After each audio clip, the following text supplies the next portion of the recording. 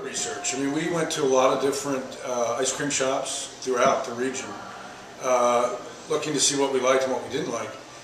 I don't think we created this concept, well, no, we didn't, in terms of what people were or weren't doing. We created it of what we wanted it to be for us. If we're going to sit down and eat ice cream, what do we want the experience to be? And we kept talking about the experience, the experience, the experience. It had to be more than just eating ice cream. And then it sort of evolved from that. How did you know that wasn't a fool's gamble of selfishness to say, well, I want it to be what I like, without being confident that the customer like? We didn't know. And we didn't, you know, and really, we planned on having this one little mom and pop ice cream store that, you know, was going to be exactly what we wanted it to be. Right.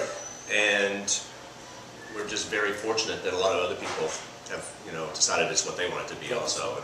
And honestly, Steve, for us personally, eating ice cream, the experience of eating ice cream, and maybe it's just because we're huge ice cream fans, the experience of eating ice cream is an experience. I mean, it's comfort food, it's fun, it's more than just the food itself, and so that's what we wanted our store to relay. Why is that? Why is it more than just getting a sweet fix, you know, and a real high quality sweet fix at that point?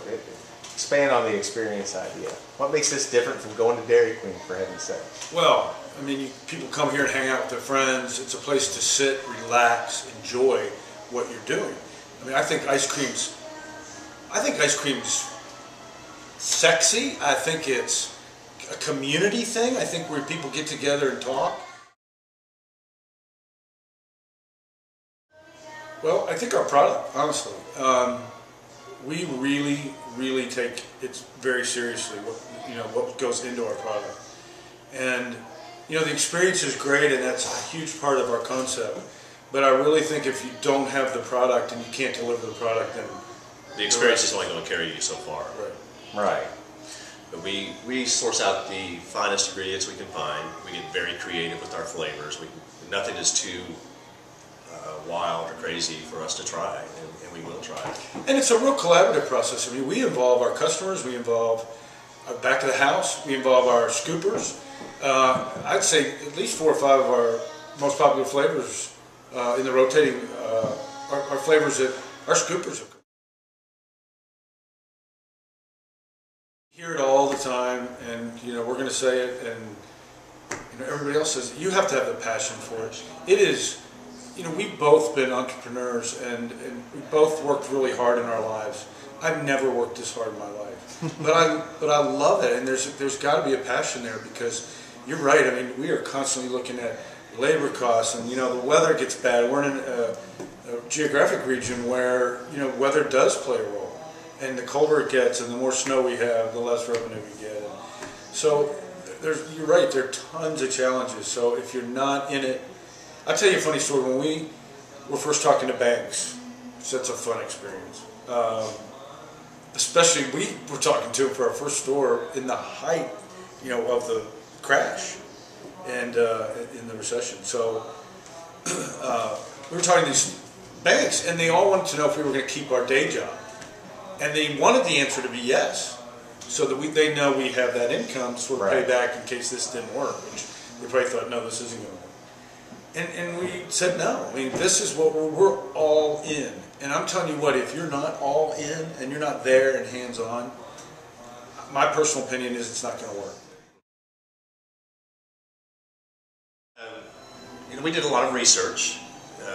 We got a lot of information from a lot of people. We had a whole lot of people that were willing to give us good information, people we could trust. We went to NAPICS before we ever opened our first. I mean, we did a lot of research. So NICRO was very instrumental in getting us off the ground. I went to an ice cream retailing workshop down at the University of Florida, and then went up to the University of Wisconsin to a batch freezer workshop. So we really did we did a whole lot of preparation before we jumped in, because neither one of us came from a background of really knowing anything about this other than some minor exposure.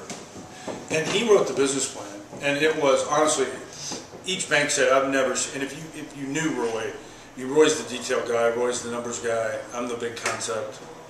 You know, if it was up to me, we'd have been open and closed in like 2 months. If it was up to him, We still would be open. We'd still be planning. We'd still be planning. Still. And they said our business plan, they had never seen such a thorough business plan.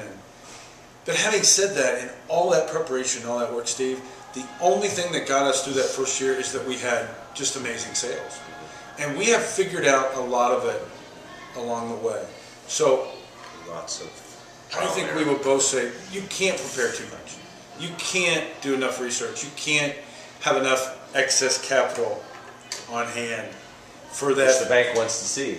Yeah, I mean, you just can't. It's and as much, you know, leg work and footwork as we did prior to, it was a struggle at first. And we had incredible sales that helped us out.